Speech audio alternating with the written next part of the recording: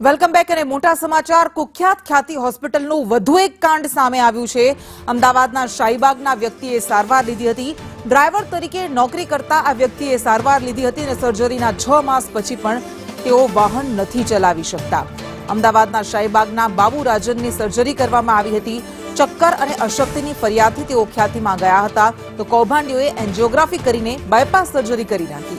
Surgery બાદ પણ બાબુભાઈ સંપૂર્ણ પથારીવશ છે। 6 મહિના થઈ ગયા છે પરંતુ તેમ છતાં પણ તેઓ પોતાનું કામ નથી કરી શકતા। અત્યારે સર્જરી બાદ બાબુભાઈ સંપૂર્ણપણે નિરાધાર બની ગયા છે। અમદાવાદના એક દર્દીને ચક્કર આવવાની સમસ્યા હતી અને તેની બાયપાસ સર્જરી કરી નાખી।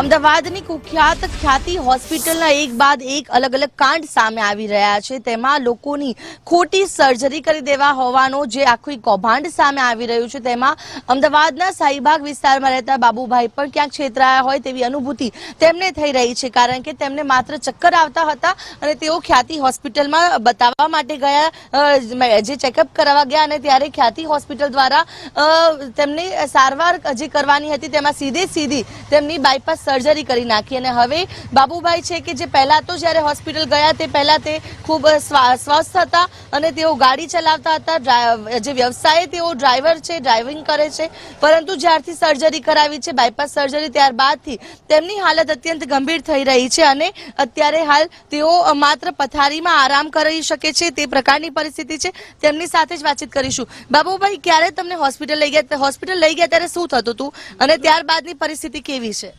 હું હોસ્પિટલ ગયો ત્યારે મને ખાલી ચક્કર આવતા હતા, બસ બીજું કંઈ થતું નહોતું અને મને લઈ ગયા એટલે કે તમારે એન્જિયોગ્રાફી કરાવવી પડશે। એન્જિયોગ્રાફી કરાવી અને પછી તાત્કાલિક મને કે ઓપરેશનમાં તમારે ઓપરેશન કરો, બધી નસો બ્લોક છે। પછી મને હોશ જ નહોતા। પછી મારી બધી તમારી પાસે આયુષ્માન કાર્ડ હતું જ્યારે તમે ગયા હોસ્પિટલ ત્યારે આયુષ્માન કાર્ડ નહોતું। એ લોકો ઓટોમેટિક આયુષ્માન કાર્ડ બની ગયું મારું। મને ખબર નથી, હું તો બેહોશ થઈ ગયો હતો।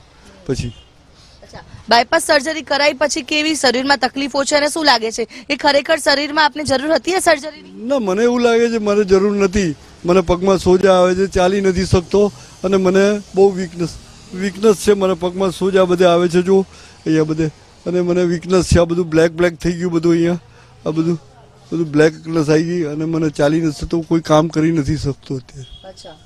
આપ લઈને ગયા હતા હોસ્પિટલ, જ્યારે લઈ ગયા ત્યારે કેવી પરિસ્થિતિ હતી અને એ લોકોએ શું કીધું, કઈ રીતે આખી બાયપાસ સર્જરી કરી દીધી? હું લઈને જઈને ત્યારે તો સરસ રીતે હતા, બોલતા ચાલતા ખાતા પીતા બધી રીતે હતા। પછી જઈ એટલે તરત એમને એમ કીધું કે તમે છે ને દાખલ કરી દો, એમને બાયપાસ કરાવવું પડશે, ઇકો કરાવવું પડશે, એન્જિયોગ્રાફી કરાવવું પડશે, બરોબર?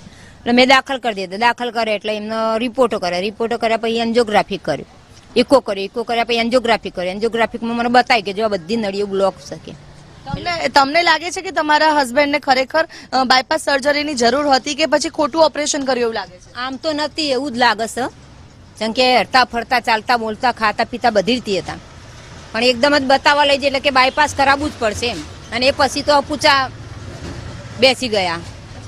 કઈ રીતે કેવી પરિસ્થિતિ અત્યારે હાલ આપની છે? કારણ કે આપ જ્યારે હોસ્પિટલ ગયા ત્યારે તો ખૂબ જ સ્વસ્થ હતા। અત્યારે મને ચાલી નથી શકતો, મને પગમાં સોજા આવે છે, ચક્કર આવે છે મને, અને અત્યારે છાતીમાં બધું પેઇન થાય છે, ઉપર બધો શ્વાસ ચડે છે મને, છાતીની અંદર બધે અહીંયા પેઇન થાય છે, આ બાજુની સાઈડમાં મને પેઇન બહુ થાય છે। એ બધી પરિસ્થિતિ છે અત્યારે મારી।